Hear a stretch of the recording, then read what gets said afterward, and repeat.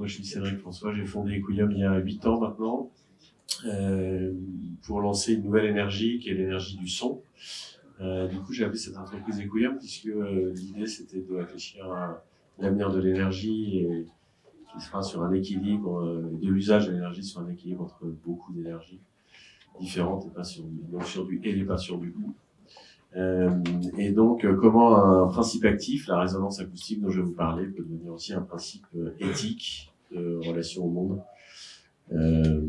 Voilà, on a parlé beaucoup d'efficacité énergétique. Moi, je vais vous parler aussi d'un absent de la discussion aujourd'hui, qui est la robustesse et de la souveraineté aussi française, puisque il y a beaucoup de choses qu'on fait ici aujourd'hui et qui sont des choses qui s'importent et qui du coup creusent du déficit de notre pays. Le sujet qu'on adresse, c'est la décarbonation du confort thermique. Pour décarboner, il faut adopter massivement les pompes à chaleur. Pourquoi ? Parce que les pompes à chaleur, c'est en moyenne 3 fois plus efficace que les systèmes carbonés de chaudière gaz. Donc quand vous chauffez avec du bois, c'est 10% d'efficacité. Si vous avez un poêle, c'est 80%. Si vous avez une chaudière gaz, c'est 80-90, fuel pareil. Et puis si vous passez à la thermodynamique, donc une pompe à chaleur avec des machines qui existent depuis une centaine d'années, qu'on appelle des compresseurs mécaniques de vapeur. On va compresser un gaz réfrigérant et on va le faire changer de phase. C'est ce qu'il y a dans votre frigo dans une pompe à chaleur. Eh bien, on a des efficacités entre 3 et 4. Donc ça devient évidemment intéressant, mais ça pose plein de problèmes qui sont là.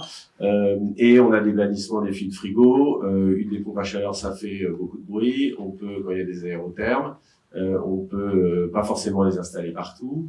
Pour faire de la haute température, c'est pas du tout aussi simple que ça. Donc il faut des doubles étages, ça pose des problèmes. Ce sont des machines qui vont cycler. Donc c'est comme si vous avez une voiture et que vous pouvez rouler entre 50 et 130 km/h, mais entre 0 et 50, il n'y a pas de, c'est 0 ou 50. Donc du coup, quand une pompe à chaleur démarre, elle a un énorme à perte de charge sur le réseau et que si on passe à un usage massif des pompes à chaleur, eh bien ça va poser des problèmes sur les réseaux. Comme d'ailleurs le fait de mettre plein de renouvelables dans les réseaux, ça déséquilibre dans les réseaux et c'est pas du tout aussi simple. Et donc tous ces systèmes, il faut avoir des pensées systémiques. Il y a une autre problématique dans cette passage massif à de la pompe à chaleur, c'est l'installation et les frigoristes, ce sont les gens qui vont installer en fait. Et ben il y en a peu, ils coûtent cher, donc ça pose des problèmes de mise dans le réel de cette stratégie. Voilà, les coûts de maintenance sont 3 fois supérieurs, donc à la fin ça coûte beaucoup plus cher. En gros, vous avez une chaudière gaz, ça vous coûte entre 3 et 5 000 euros, et ça vous coûte 100 euros de maintenance par an en tant qu'utilisateur. Et là, on vous dit, vous allez acheter une pompe à chaleur, c'est 15 000, c'est 3 fois plus de maintenance, et puis ça dure 3 fois moins longtemps. Ça, on le dit pas. Hein, mais la réalité, c'est que les compresseurs, quand ils cyclent, les machins, etc., en fait, ils ont une durée de vie, je reviens sur mon sujet de robustesse, qui est faible. Et ça va poser un très bon problème. Les packs à 1 euro, les gens les entretiennent pas, et on revient sur le sujet de précarité énergétique. Voilà. Et puis, on a une dépendance aux filières, donc toutes ces pompes à chaleur, ces compresseurs, etc., quand bien même vous voyez des marques françaises, les compresseurs et les 3/4 de l'intelligence à l'intérieur sont soviétiques ou américaines. Donc le sujet, c'est est-ce qu'on veut faire des choses en France ? Alors le confort thermique, je vais aller vite, mais c'est un besoin qui est primaire. Hein, se chauffer, c'est quand même, c'est en bas de la pyramide de Maslow. Hein. Voilà, c'est un investissement. Je parle de 15 000 euros. Voilà. Donc si tous les 10 ans vous êtes obligé de renouveler, ça pose un problème. Ça a un impact avec le DPE très fort sur le sujet. L'impact, voilà, c'est de la charge mentale. En fait, d'ailleurs, qui comprend la pompe à chaleur ? Personne ne comprend comment ça marche, à part les ingénieurs. Se dire qu'on va pomper de la chaleur à l'extérieur quand il fait froid, déjà, on semble avoir une erreur dans l'énoncé. Et c'est donc, alors que brûler, tout le monde a compris que ça chauffait. Donc ça, c'est simple. Et donc tout ça, la question, c'est comment on le faisait. Alors nous, ce qu'on s'est dit, c'est comment on va essayer de rendre ça de faire de ça une évidence et d'avoir la simplicité et la robustesse d'un chauffage électrique et d'un chauffage électrique et ou d'une chaudière gaz. Parce que le chauffage électrique, en fait, finalement, vous le changez quand il est démodé, parce que sinon, en fait, il continue à marcher, la résistance, elle va marcher très longtemps. La chaudière gaz, c'est pareil, hein, ça dure 30 ans. Et puis, l'efficacité du pompe à chaleur. Et pour ça, on a inventé ce qu'on a appelé le chauffage harmonique. Donc l'idée, c'est je vais vous le raconter très brièvement, c'est d'utiliser un effet qui est pas connu, qui est l'effet thermique de l'acoustique. Vous connaissez l'effet de la capacité de l'acoustique à transmettre des informations parce que vous m'entendez, mais vous saviez pas que en même temps vous créez du chaud et du froid. Donc là, je fais 10 puissance moins 6 watts. Donc c'est quoi une onde acoustique? C'est le mouvement d'un gaz autour d'un point fixe. Donc vous imaginez un haut-parleur, hein, ça avance à 1. Donc quand le gaz avance, et là c'est de l'air, il se comprime, il s'échauffe, et quand il arrive à sa position initiale, il se détend, il fait du froid. Voilà. Donc nous, dans nos machines, qui sont silencieuses, donc c'est un peu le sound of silence, hein, parce que c'est beaucoup de son, mais c'est silencieux. On fait 200 dB, donc là, parce que là, je fais 10 moins 6 watts à 60 dB. Si j'étais à 80, si je m'étais hurlé, je fais 10 moins 4. Donc à 200 dB, une fusée de décollage à l'intérieur. On a des capacités de pompage en dizaines de kilowatts.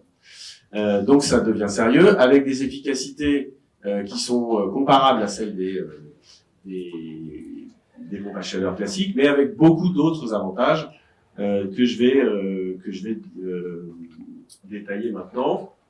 Finalement, je vais dans l'autre sens. Alors, les efficacités, je vais terminer rapidement. Les efficacités, c'est qu'on n'a pas de cyclage, dont je vous ai parlé tout à l'heure, sauf que nous, on module, hein, c'est du son. Donc, vous voulez de la sourdine, vous avez de la sourdine. Vous voulez du fort, vous avez du fort, il n'y a pas de problème. On a des enveloppes qui sont très très larges, parce qu'on n'a pas de changement de phase avec un gaz qu'on travaille qui est de l'hélium, donc on a un GWP de 0. Donc, on va faire du moins 20 à du plus 80, ce qui nous donne des capacités d'aller sur des applications assez larges. Voilà, on est silencieux, ce qui est quand même vraiment important, et on a un impact minimum puisqu'on a un gaz neutre, on n'a pas de PFAS, on n'a rien du tout là, ça vous savez très bien, et puis on n'a pas de pièces d'usure. Donc en fait, on va faire une machine qui est extrêmement robuste, qui pourrait, on trouvera, hein, mais se mettre dans les murs en fait, et vous l'oubliez.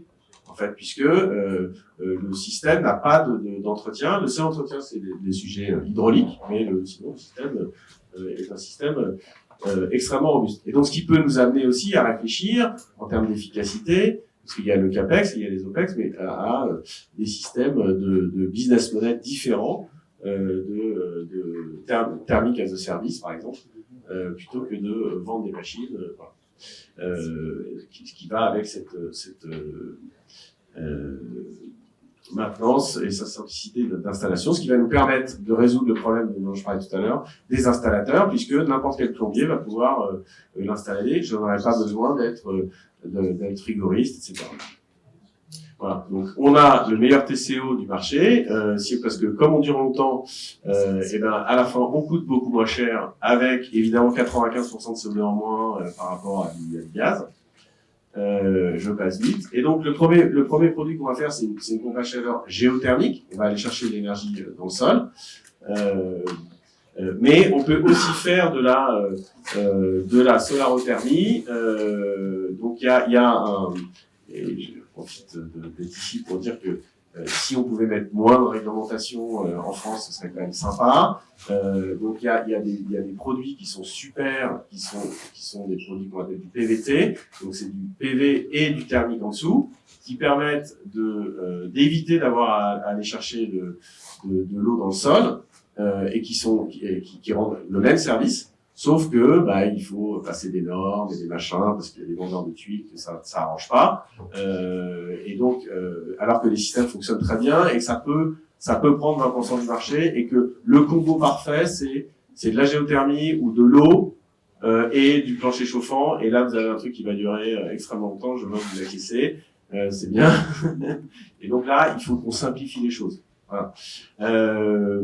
Et puis, on parlait d'eau grise tout à l'heure. Nous, on est capable de faire des petites pompes à chaleur qui ne font pas de bruit, qui peuvent aller dans les logements. Et si on se plug à des réseaux d'eau grise, etc., on va avoir des très grandes efficacités. Et on va pouvoir aller dans la ville.